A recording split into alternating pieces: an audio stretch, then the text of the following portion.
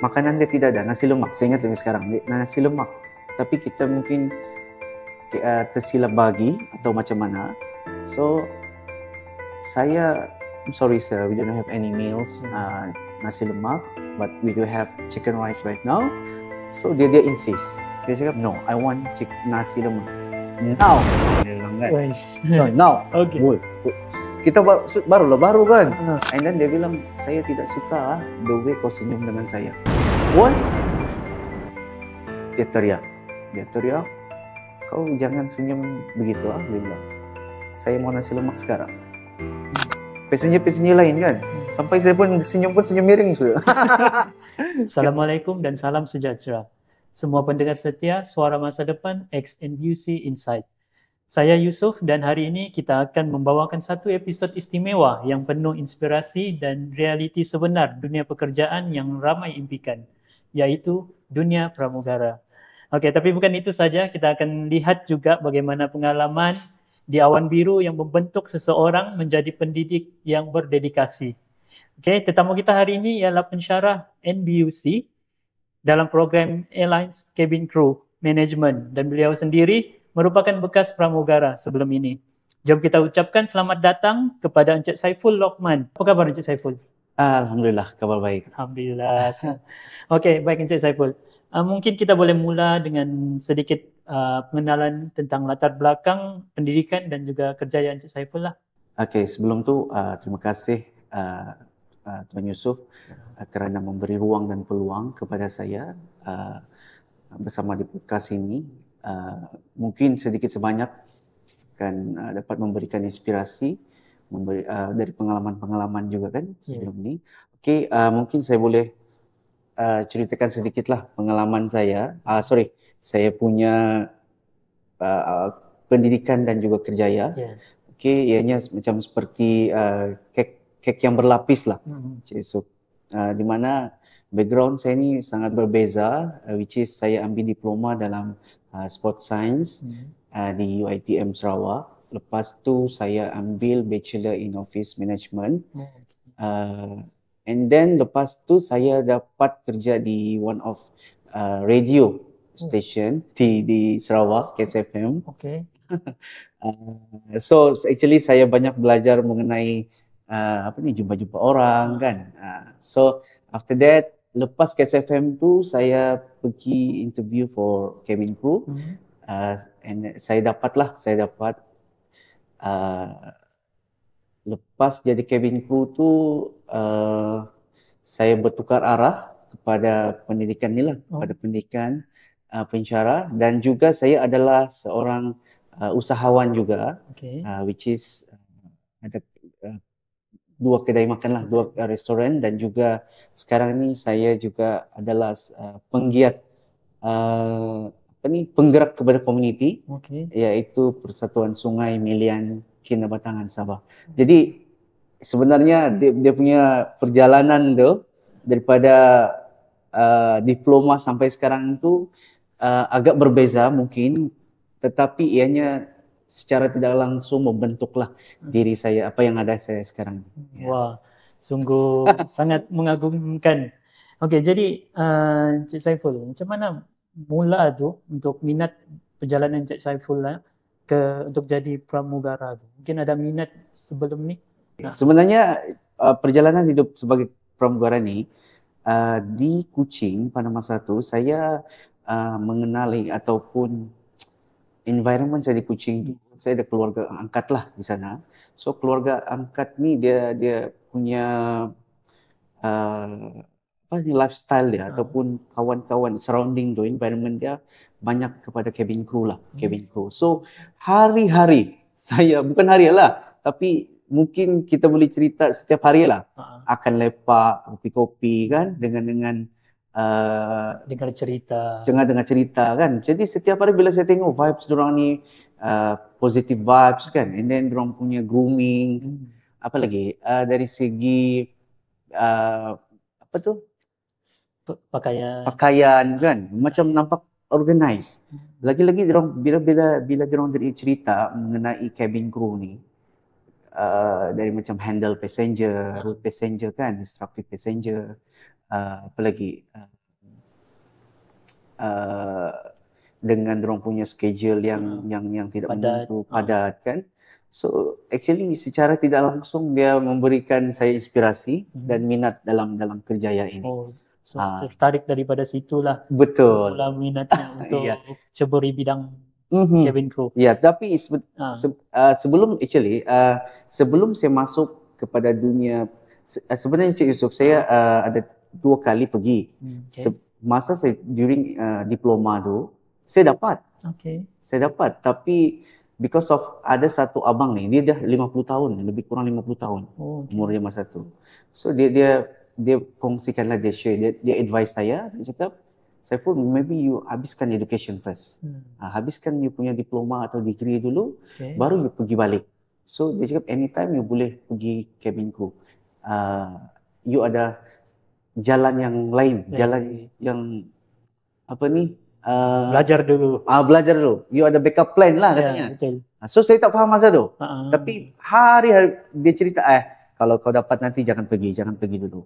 Habiskan dulu education ini dulu. Oh, okay. So sampai sekarang satu fasa yang sekarang ni baru saya faham lah. Mungkin kita boleh kupas lah sekejap lagi kan. Boleh. Tapi kemudian buat keputusan besar berhenti dari cabin crew, kemudian jadi pensyarah. Apa yang mungkin mendoronglah Cik Saiful untuk pergi ke ubah kerjaya tu? Okay, sebenarnya macam ni.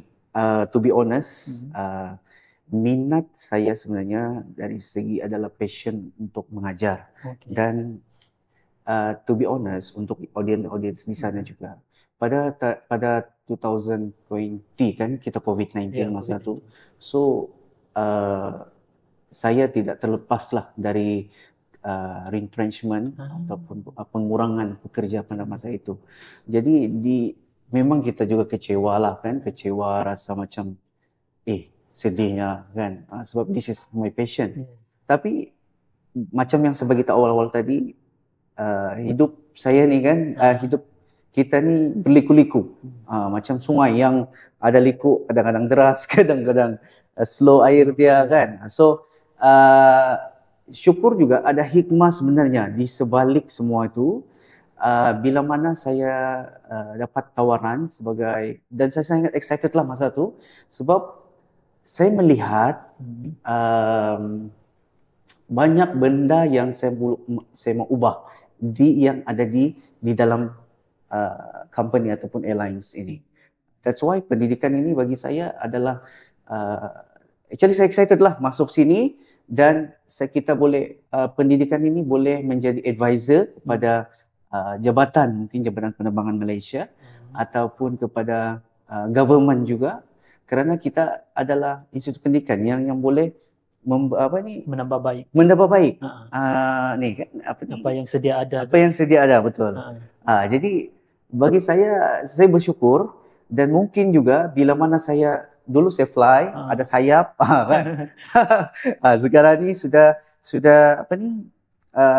tidak lagi fly, tapi saya boleh dengan saya punya ilmu, pengetahuan, experience, pengalaman yang macam Cik Yusof beritahu, saya boleh bagi balik kepada generasi muda. Itu yang saya inilah dari segi asas basic dia kan, dari segi semua hal-hal yang mengenai cabin crew. Ramai orang nampak lah kerja profession pramugari ni dia glamour. Boleh jalan pergi luar negara. Betul. Tapi mungkin ada realiti yang orang tidak nampak. Betul. Apa yang mungkin bagi Cik Saiful sendiri yang Cik Saiful boleh kongsikan lah? Okey. Perception saya pun sama. Sebelum ni kan Cik Yusof, sebelum saya jadi cabin crew pun saya nampak memang pekerjaan cabin crew ni dia macam artis lah kan. IG story lah kan. Betul. Kan, tarik-tarik bag kan. Itulah tarik-tarik bag. So, tapi realiti sebagai cabin crew, bila you masuk dalam cabin crew, banyak cabaran-cabaran dia. Okay. Yang pertama adalah of course orang akan anggap it's not a routine job. Itu sebenarnya positive side untuk cabin crew, which is hari ini you fly pagi, besok you fly petang kan. The day after mungkin flight malam. Macam tu. So, tapi sebenarnya pada masa yang sama, dia menjadi bebanan kepada kru-kru yang sudah kahwin, yang sudah ada anak. Yang sudah ada anak. Jadi dia tidak menentu. Lagi satu ialah dari segi bebanan kerja. Sebab bebanan kerja ni, saya bagi contoh, contoh orang kru yang baru masuk for the 6 month ni, dia akan rasa sangat-sangat untuk adapt tu sangat susah. So within 6 month ni dia kena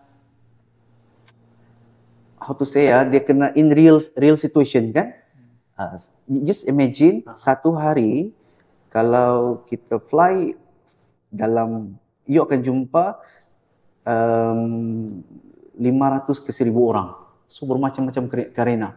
Ada yang cerewet, ada yang kan, ada yang macam-macam lah, kan. Itu ada dengan demanding. So ada marah-marah. So di situ you build you punya kesabaran kan, skill sebagai cabin crew, emotional intelligence, kan. You memahami kalau dia marah you, passenger marah you kena faham. Kenapa dia marah di situ. Yes. Kadang-kadang dia mungkin stres sebab di bawah tidak layan dia kan, ground staff tidak layan dia. Belum lagi flight delay lagi kan. So itu yang kita boleh fikirkan. So kita itu yang kita build kesabaran. Yang kedua macam Cik Yusof tadi lah empathy. Empathy ramai cabin crew, for those yang ada sorry to say lah, yang mungkin yang baru keluar daripada SPM, ini yang saya nampak. Okey, di mana empathy kurang. Okey, di mana ada passenger yang minta tolong. Memang ada sebagai contoh saya ambil ini kan, ada passenger yang minta tolong angkat beg. Memang kita punya requirement required kita tidak boleh angkat beg, kita assist. Tapi contohnya ada anti-anti yang 60, 70 tahun kan. Situ sebenarnya kita empathy itu perlu ada. Ya, ada juga yang passenger yang minta tolong arrange bag. Jadi ada juga kru yang cakap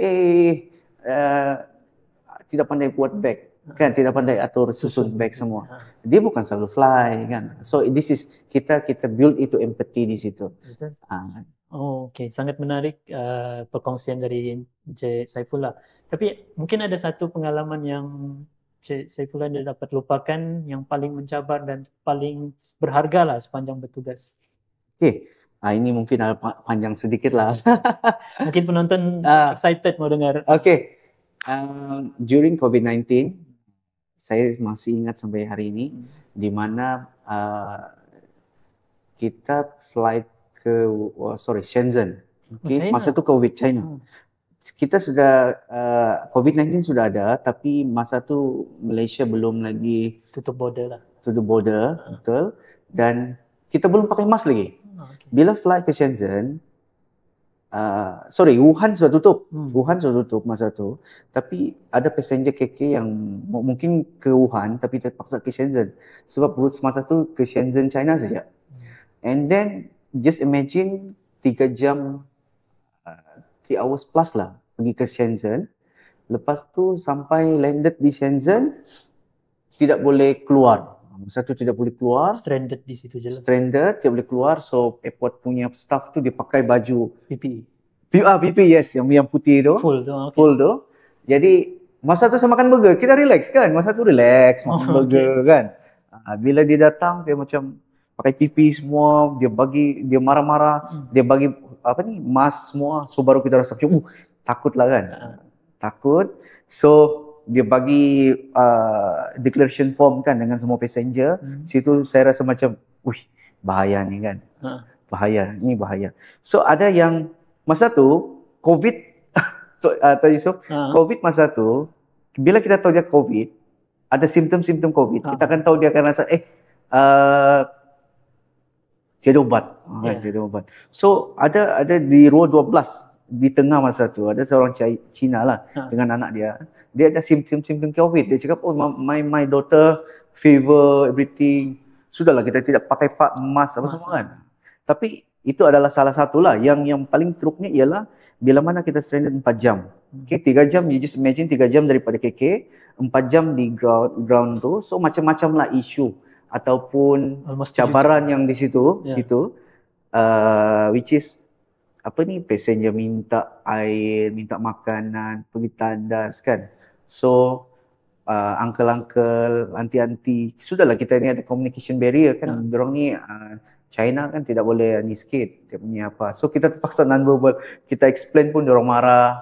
So masa tu memang sangat mental apa ni, memang sakit lah. Berapa ramai kru masa tu? Kita 4 kru. Tapi masa tu kita semua apa ni, yang tak boleh cakap Chinese lah. Tapi so memang cabaran. Lepas 7 jam tu sepatutnya kita sudah tidak boleh fly ke KK. Dia ada rest period something like that lah. RPT. Kita tidak boleh ke KK. Okay. Kita kena naik stop. Tapi kapten masa tu dia pun deal dengan apa ni, management. So kena baliklah. So kita pun takut juga. So kita stranded almost dalam total kan di Shenzhen tu. So kita pergi clear pasport pun lama, balik tu pun lambat. Dalam 14-15 jam di situ dengan inilah. Balik tu pun ada juga isu dia, which is cabin memang teruk masa tu pumpy kan. Macam-macam sign yang emergency kita nampak. Jadi bagi saya itu benda yang saya tidak boleh lupakan. Which is satunya ialah orang kena COVID kan. So saya takut bila balik nanti kena dengan family kan. So takut mau tinggal hotel kan ni kan. So kita tidak pakai mask. Itu yang jadi betul-betul kesan lah dalam masa saya dalam industri. So macam mana manage passenger yang kecil-kecil, yang maci-maci, paci-paci ni. Dia tak boleh duduk lama, panas. Macam-macam karena. Macam-macam karena lah. So, tapi secara tidak langsung dia bagi kita pelajaran ataupun skill-skill yang baru. Betul. Memang saya boleh kata hebat lah. Kita punya stewardess, pramugara-pramugari yang melayan dengan sabar, dengan penuh tata tertib, dengan sopan. Dan based on pengalaman Encik Saiful tadi kan, kita dapat belajar lah. Macam everything berlaku tu unexpected. Betul. Bila sudah masuk di dunia akademik pula, macam mana pengalaman industri sewaktu jadi cabin crew membantu Encik Saiful mengajar sekarang? Okay, soalan yang sangat bagus lah kan. Okay, alright. Encik Sub, saya bila mengajar ni, boleh katakan saya bawa semua pengalaman dalam industri. Okay, sebagai contoh, bila mana saya di dalam kelas, kan kelas selalunya teori. Ini andaian saya bila saya mengajar, satu slide tu saya boleh buat 1 jam. Satu slide saja. Padahal slide tu ada 40 kan, ataupun 31 jam.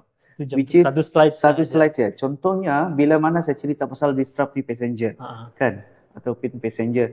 Contohlah isu-isu yang ada di kapal kan. Contoh kita tersalah bagi makanan kepada passenger. Right. So macam mana action, macam mana apa yang kita perlu buat. Dalam teori dia beritahu itu saja, tapi kita mendalami. Lagi-lagi situasi sebenar. Lagi-lagi mungkin dia adalah seorang vegetarian. Dia tidak boleh makan daging dan you terbagi daging. Dia sudah makan. Apa you buat? Cik Saiful boleh ceritakan mungkin ada pengalaman yang itu? Yes, memang ada. Sebab tu pengalaman saya memang kita tersilap. Sebab dalam flight kita cuma ada contohnya ada flight rushing. Sometimes kan kalau pergi sana kan 45 minutes. 45 minutes tu 45 minit. Atas naik sudah 10 minutes. Kan within 5 or 10 minutes baru dia off seatbelt sign off. So kita start maybe dalam 10 or 15 minutes saja kita boleh serve. Dengan berbekalkan 10 to 15 minutes you kena kita kena serve passenger dalam 50. Contohnya dia buat pre-book meal dia ada meal pre-book meal tu dalam 50 atau lebih 50. Memang rushing. Kita akan bagi satu excuse me saya. Jadi kadang-kadang benda tu tend to uh, 20 minutes gitu. Kalau kita bagi tu mungkin kita ada tersilap sebab dia rushing. Okay. Jadi actually itu adalah kawan saya sendiri. Klik lah dia tersilap bagi dengan passenger yang vegetarian lah. So itu menyebabkan macam itu mengajar kita juga apakah skill yang perlu ada. So dia kena jawab juga dia punya Tuhan kan. Betul. Yalah, dia vegetarian. So memang ada saja setiap hari ada saja benda-benda baru yang kita akan belajar. Banyak lagi lah contoh-contoh passenger yang mau ditingkapkan, passenger yang mau makanan dia cepat, tidak mau berat. Kita start dari depan, tidak dia mau depan. Dia mau direct ke dia. Dia mau direct. Apalagi banyaklah yang ini. Jadi secara tidak langsung kita kena buat decision. Kita tidak boleh cakap kalau kita macam sekarang ni, okay, kalau ada isu yang sekarang ni lah, kita akan kontak management, HR ke apa-apa kan untuk kita respon balik. Ini tidak, you kena on the spot bagi dia punya decision tu sama ada betul atau tidak. So benda ini yang buat kita selalunya critical thinking lah. How you make decision dalam masa yang spot punya ni kan decision. Dari perspektif pensyarah, apa kualiti atau kemahiran yang penting untuk berjaya lah dalam bidang ni? Okey, perspektif ataupun skill-skill lah kan, nilai-nilai yang perlu ada untuk saya tekankan kepada pelajar-pelajar saya, student saya. Yang pertamanya ialah of course communication. Okay, communication bukan saja you tahu English, tapi sometimes you kena belajar juga non-verbal skill tu, non-verbal communication kan. Contohnya? Contohnya non-verbal communication ni, ada passenger yang tidak boleh cakap English kan, passenger. So macam mana you fahamkan dia, bagi faham dia, non-verbal skill. Ini gerakan-gerakan ni lah. So jadi kalau contoh dia mau makan, dia mau minum, macam mana? Yang tidak boleh bercakap, macam mana? So benda ni you kena belajar. So caranya mungkin you kena automatic. Kalau China, kita automatic basic China tu kita tahu. Macam ni hao ma. Fun, automatic fun. Nasi, cifan ma. Simple lah. Laci, kan? Apa tu? Sampah. So benda-benda begitu. And then kalau dia tidak faham, ambil gambar, ambil ni. Ni makan, minum kan. Kadang-kadang memang susah jugalah, tapi dia akan automatically skill tu penting. Ya, skill tu penting lah. Itu non-verbal communication. Yang keduanya ialah dari segi macam yang kita cerita tadi, emotional intelligence tu. You memahami perasaan orang. Saya boleh bagi pengalaman saya jugalah, tuan. Dulu bila saya serve passenger, ada satu passenger ni, saya masih baru. Tapi actually sebelum tu saya pun hairan kenapa saya ni banyak pengalaman-pengalaman yang teruk. Berbanding dengan kawan-kawan saya ini banyak pengalaman yang teruk tau. Tapi secara tidak langsung dapat memberikan saya boleh satu improvement, kedua saya boleh share dengan pelajar-pelajar saya. Yang mana betul. So masa tu saya daripada flight KL ke KK, saya bagi makanan tapi makanan sudah habis. Makanan dia tidak ada, nasi lemak. Saya ingat sekarang, nasi lemak. Tapi kita mungkin tersilap bagi atau macam mana. So I'm sorry sir, we don't have any meals nasi lemak, but we do have chicken rice right now. So dia insist. Dia cakap no, I want nasi lemak now. Dia bilang kan. So now. Okay. Kita baru kan. Sorry sir. Saya tanya klik ni dia in charge meal. Saya in charge cabin. Saya in charge cabin, in charge meal. So double check dengan dia, dia pergi Kelly, dia pergi check, tiada, no meals. Alamak, macam mana ni ya? I'm so sorry sir, we don't have any meals, but we can suggest you any meals lah, any foods if you want. Tidak, dia insist juga. Nasi lemak. Dia nasi lemak. No. And then dia bilang, saya tidak suka the way kau senyum dengan saya. Why? Dia teriak. Kau jangan senyum begitu dia bilang. Saya mau nasi lemak sekarang. So saya rasa macam, macam lain so ni. Semua orang tengok. Passenger lain kan. Sampai saya pun senyum miring sudah. Kan, saya pun senyum miring, mau menangis pun. So kan kita baru, tapi kita terpaksa profesional. Orang pun tengok kan. So lepas tu, where's your leader? Talk to me. Pergi belakang, dia ni macam dia macam cari isu lah. Dia mau marah. So nasib juga SCC tu dia pandai, dia check ni. So we come up dengan itulah, mungkin dia ada stres di bawah dan dia naik kepada di atas. Dan kena tahu rules dan regulation dia. So maksud dia dalam dalam airlines punya tu, dia ada rules and regulation. Kalau bila you accept, you boleh dibagi makanan yang lain. Makanan lain. Contohnya itulah yang tadi. Kalau tidak nasi lemak, makanan lain. So itu right, dia agree sebelum dia pergi payment. So itu kita menang lah. So SCC pun bagi inform benda yang sama. So customer pun dia inilah slow down dan dia agree untuk inilah. Tapi pada masa yang sama kita dapat skill yang baru, which is emotional intelligence. Kita tidak terlalu macam mau kenapa pada ini kan, mau marah-marah. So itu yang satu. Yang kedua mungkin communication, emotional intelligence, problem solving. Macam yang kita cerita tadi. Macam mana you make decision dalam critical thinking. Yang cuma ada di yang ini kita ajar, mungkin yang ada diploma, ada degree. Sorry to say lah, bukan kita tidak, kawan-kawan sana mungkin sahabat-sahabat, bukan kita tidak menindakkan SPM ini. Tetapi for those yang kalau SPM ni dia baru habis sekolah terus pergi cabin crew kan, dia belum ada itu skill 3 tadi itulah. Iya. Kalau mungkin saya boleh bagi contoh, diploma ataupun ambil education, you belajar dengan disiplin, masuk kelas setiap hari kan, lambat habis. Macam kita juga dulu kan. Lepas tu assignment ni kau nak buat, kalau tidak markah tidak dapat. Teamwork, kadang-kadang bergaduh dengan kawan. So itu adalah skill-skill yang telah belajar. Critical thinking juga masa tu, macam mana you buat benda yang betul, benda yang salah. Itu akan kita bawa di dalam industri. Waktu bekerja nanti. Waktu bekerja itu. Merujuk kepada SPM tadi. Okay. Soalan ni mungkin agak kontroversi sikit lah. Ramai yang kata persepsi mereka bahawa cukuplah SPM kalau mau jadi cabin crew.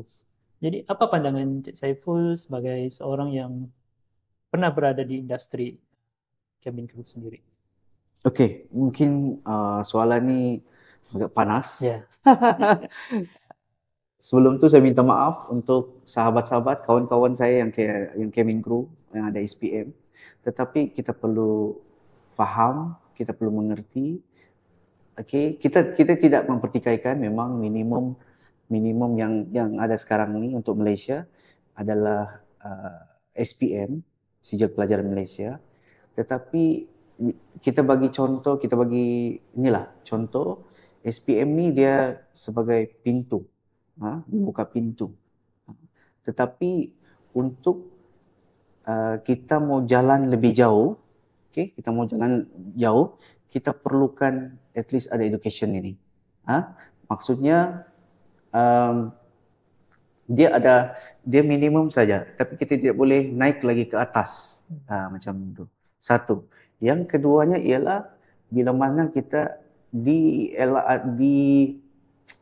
airlines ni, company ni, kalau kita keluar, takkan kita mau, ini reality dia. Mostly cabin crew 40, 40s ataupun 50 ni dia sudah start mau resign. Mungkin dia buat bisnes ke kan. Tapi macam mana you dapat gaji sebagai cabin crew di luar sana dengan berbekalkan SPM saja. You ada pengalaman tetapi tidak ada black and white. At least you ada pengalaman black and white dalam education, you ada value. Sebab industri-industri luar ini selain daripada airlines yang sekarang ni perlukan sijil ini. Kan industri Kiranya macam nilai tambah lah sijil. Added value yang perlu Sebab ada. Dalam persaingan interview tu sendiri pun mungkin ada orang yang berbekalkan pengalaman dan SPM, tapi ada pesaing lagi satu dia berbekalkan pengalaman yang sama. Betul, exactly. Tapi ditambah lagi dengan sijil diploma ataupun degree. Betul. So confirm kalau untuk company dia confirm akan pilih sesuatu yang lebih bervalue. Ada value. Dan nilai dia itulah. Betul. Mungkin sekejap lah Tuan Yusof. Mungkin saya perlu tambah lagi sedikit. Sebab orang-orang di sana ni dia cakap, ada yang cakap SPM ni yalah kita boleh jadi cabin crew SPM kan, mau ambil program ni lah yang panas ni kan, program ni diploma ni ambil 2 tahun setengah kan. Betul. Kita perlu tahu ini adalah satu institusi pendidikan di bawah Malaysian Qualified Agency, IPTA, IPTS, dan cabin crew ni adalah di bawah Jabatan Penerbangan Malaysia. Dia ada 2 entiti yang berbeza. Okay.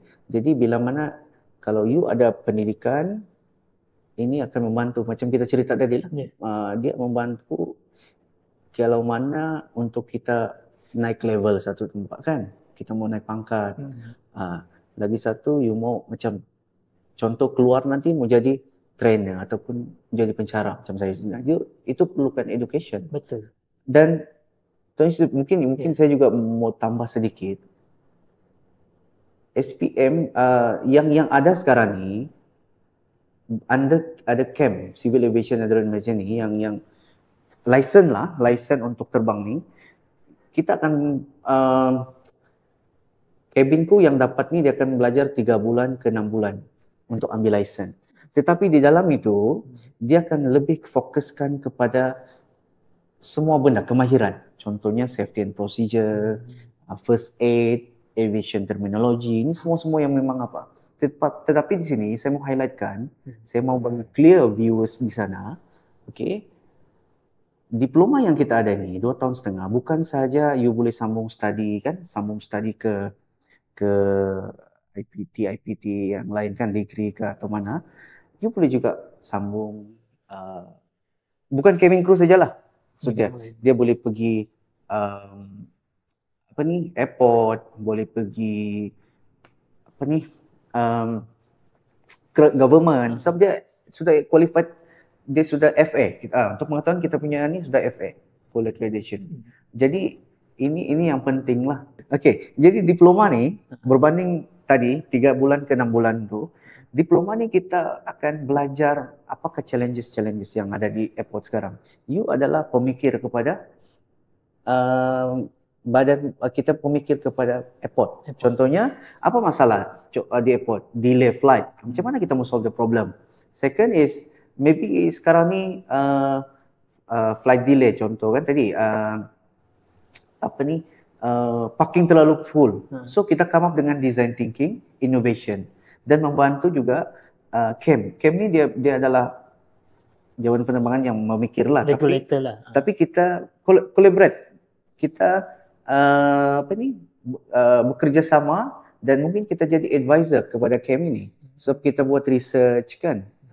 Macam mana kalau airport sudah penuh apa boleh buat. So kita buat research, kita bagi dengan CAM bagi airlines, airport. So airport akan improve. So tapi sebelum ini belum ada lagi buat. Bila belum ada buat, that's why banyak cabaran-cabaran isu yang ada itu. So that's why program ini bagi saya sangat-sangat bagus. Sebab apa? Kita melahirkan bukan saja dia boleh boleh jadi cabin crew atau macam mana, dia boleh menyelesaikan. Dia boleh jadi generasi dia boleh jadi pekerja yang lagi boleh memberikan idea-idea inovasi kepada airlines untuk memberi penyelesaian kepada masalah-masalah yang ada sekarang. Adakah pendidikan formal masih relevan walaupun ada bakat dan pengalaman? pada saya 100% bagi saya memang penting pendidikan ni, sebab dia ni memberikan macam yang kita cerita tadilah, dari segi siapa diri, macam mana karakter yang you bawa. Okay? Kalau ada macam tadilah, kalau ada SPM saja, kalau SPM saja, you buat macam pintu boleh buka. Tapi kalau you ada education ni, formal ni, you boleh pergi jauh. Sebagai contoh, macam saya sekarang ni, you boleh pergi kepada bisnes, kan? Kepada cabang-cabang, banyak cabang-cabang yang kita boleh buat dengan education. Kita tidak fokuskan kepada satu saja. Okey, baik Encik Saiful.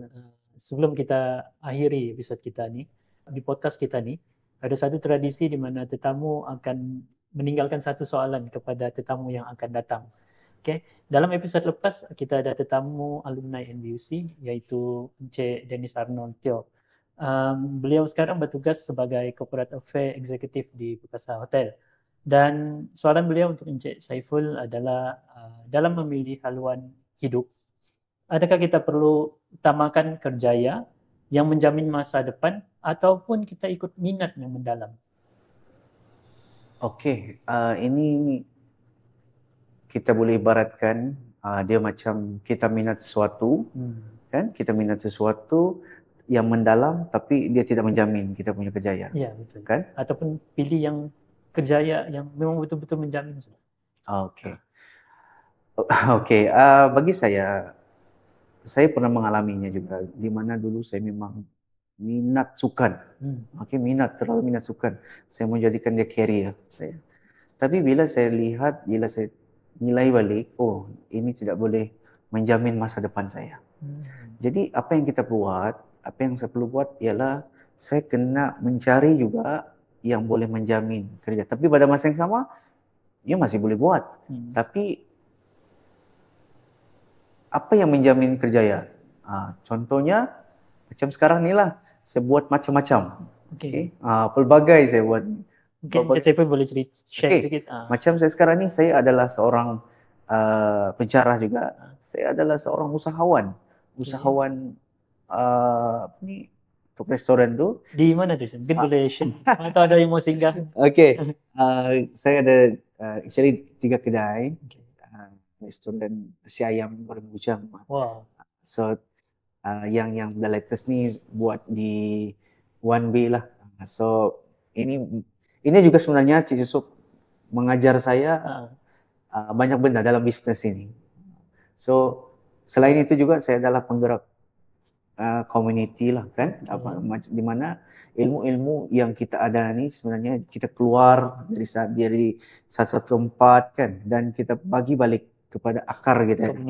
Macam tadilah, kita sudah fly tinggi, lepas tu kita banyak knowledge yang kita terima, dan at the end of the day you kena bagi balik kepada community apa yang you ada. So mai semula itulah ilmu. Macam tu juga saya beritahu dengan student, bila you sudah I want to you guys better than me, saya bilang. Kamu adalah yang bagus dari saya. Jadi bila mana kamu bagus, kamu akan mengajar anak-anak kami ini yang future, kan. Itu yang kita mau. Jangan terbang tinggi habis kosong, bagi manfaat balik kepada kau punya community. Terima kasih untuk jawapan yang sangat matang dan membuka perspektif tadi Encik Saiful. Okey, baik. Dan sekarang giliran Encik Saiful pula. Apakah soalan yang ingin ditinggalkan kepada kita punya tetamu di episod akan datang? Okey, soalan saya ialah dengan dunia yang kini cabaran dan juga kompetitif lah, kan. Alright. So macam mana graduan muda ini dapat menonjolkan identiti profesional Brownie, untuk mendapat pekerjaan, untuk mungkin outstanding dan masih relevan dalam industri ke atau dalam perniagaan. Itu soalan saya. Okey, menarik sekali soalan yang sesuai untuk kita tujukan kepada generasi muda kita untuk difikirkan. Okey, baik. Sebelum kita akhiri, mungkin ada nasihat atau pesanan-pesanan kepada pelajar-pelajar NBUC ataupun sesiapa yang bercita-cita untuk jadi cabin crew? Okey, untuk menjadi cabin crew ataupun saya rasa dalam konteks yang besar semua pelajar-pelajar NBUC dalam hidup kita ni akan penuh liku-liku, kan? Kehidupan dia macam yang kita tahu lah, sungai kan, ada liku-liku sungai, ada yang deras, ada yang slow, tapi at the end you akan sampai satu destinasi. Okay, so macam mana cabaran-cabaran yang ada sekarang ni, jangan give up. Okay, buat benda baru. Plan A tidak jadi, plan B buat, plan C lagi buat, tidak jadi, buat lagi plan D. Tapi sebenarnya dalam semua ni ada 6-7 benda dalam punya hidup, dia akan membentuk diri kamu untuk lagi kuat, untuk lagi hebat, dan orang bilang berjaya dia ke masa akan datang. Jadi pesanan saya, jangan give up, teruskan dan enjoy your life. Okey, terima kasih Encik Saiful atas perkongsian. Terima kasih juga Encik Yusof yang sangat bermakna hari ini. Dan mungkin ini ada sedikit request. Okey. Kalau boleh lah, mungkin kami pun mau dengar macam kan biasa ada voice di dalam kokpit tu, macam pengumuman. Kan mungkin kita boleh dengar sedikit. Okey. Tuan-tuan dan puan-puan, selamat datang ke penerbangan NBUC menuju ke Kota Kinabalu. Juruterbang pesawat ini adalah Kapten Joshua, dibantu oleh pembantu juruterbang Yusof, dan saya adalah Ketua Pramugara yang bertugas, Saiful. Terima kasih. Okey, itulah dia daripada seorang yang menjelajah di awan biru. Kini beliau menyemai ilmu untuk generasi baharu. Satu perjalanan yang sangat menginspirasikan kita. Sebagai penutup, saya akan tinggalkan anda semua dengan satu quote yang berbunyi, kerjaya yang hebat bukan hanya tentang di mana anda bermula, tetapi di mana anda berani melangkah. Jangan lupa ikuti kami di YouTube dan semua platform North Borneo University College. Jumpa di episod seterusnya, Suara Masa Depan, X NBUC Insight. Saya Yusof. Dan saya Saiful. Terima kasih kerana mendengar. Assalamualaikum.